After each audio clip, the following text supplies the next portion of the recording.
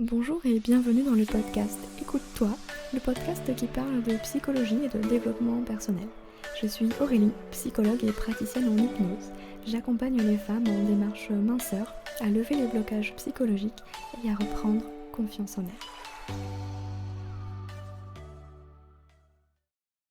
Bienvenue dans l'épisode numéro 43 du podcast Écoute-toi. Aujourd'hui, nous allons aborder un sujet qui va certainement vous intéresser, qui est comment gérer les fêtes de fin d'année en famille. Alors Noël approche à grands pas et la seule chose à laquelle vous pensez est l'appréhension des fêtes de fin d'année, car comme d'habitude, vous faites attention à tout ce que vous mangez toute l'année, ou presque, et arrivé en décembre, vous vous ruez sur les chocolats et entendez déjà les remarques de votre mère le soir du réveillon. C'est clairement la peur qui vous guide. Laissez-moi vous apporter des précisions sur le fonctionnement de votre cerveau afin de passer les fêtes en toute sérénité et manger sans vous culpabiliser. Alors je sais, vous êtes en train de me dire, j'appréhende déjà les remarques de mes proches sur mon poids à Noël. Vous entendez certainement déjà le ton que prend votre mère pour vous dire gentiment que pour votre santé, il serait bien quand même de faire un régime, et cela a le don de vous mettre hors de vous, n'est-ce pas? Eh bien déjà, sachez que c'est normal, car même si cela part d'une bonne intention, votre poids ne regarde en réalité que vous. Seulement, nous sommes à peine en novembre, et rien que le fait de penser aux fêtes de fin d'année fait monter en vous une dose de stress que vous n'arrivez à évacuer qu'avec les délicieux chocolats de Noël. Et oui, avec moins 50% sur le deuxième coffret Lindt, ce serait dommage de s'en priver quand même. Pas de panique, à cet instant précis, tout va bien. Mais ça, votre cerveau, il ne le sait pas. En réalité, que vous soyez en train d'imaginer le scénario catastrophe ou de le vivre réellement, votre cerveau, lui, réagit de la même manière.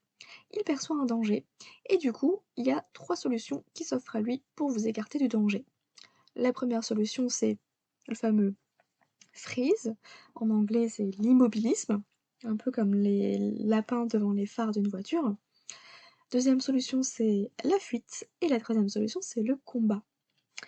Alors, cette émotion d'appréhension, de stress, d'anxiété ou de peur ressentie face à un événement à venir va activer l'amygdale dans votre cerveau.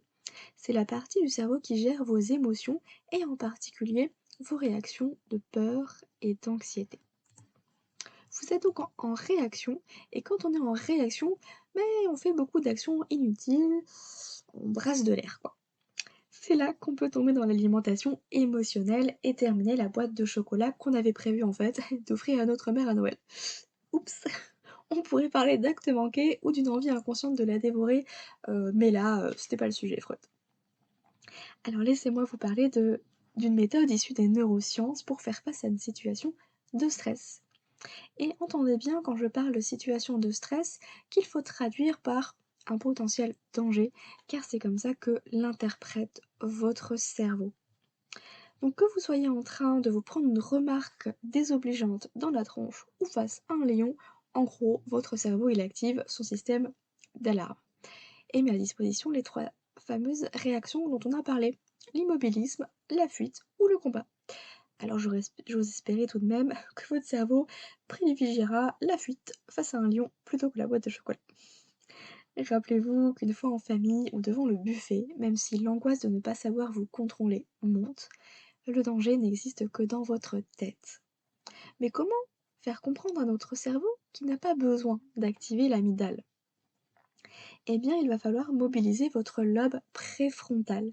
C'est cette partie de votre cerveau qui est impliquée dans la prise de décision. L'objectif, c'est d'agir et non de réagir. Pour ce faire, il faudra sortir de votre tête pour être davantage dans votre corps. L'idée, c'est de stopper les ruminations mentales qui alimentent le stress et activent l'amygdale pour apaiser le système nerveux. Alors pour cela, plusieurs solutions. Vous pouvez par exemple faire un exercice de cohérence cardiaque.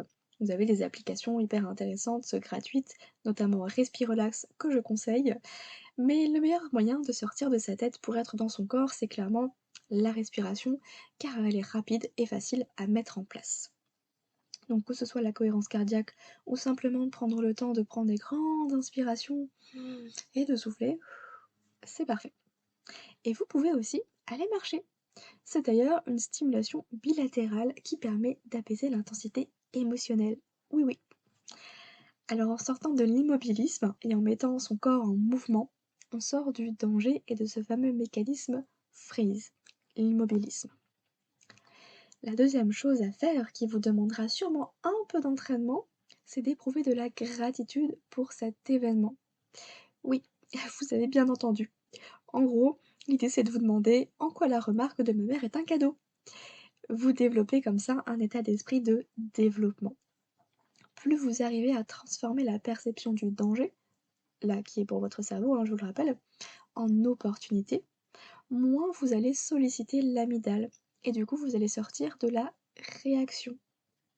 Je sais que ce n'est pas simple, mais avec de l'entraînement, plus aucun repas de famille ne vous fera finir la boîte de chocolat, au final.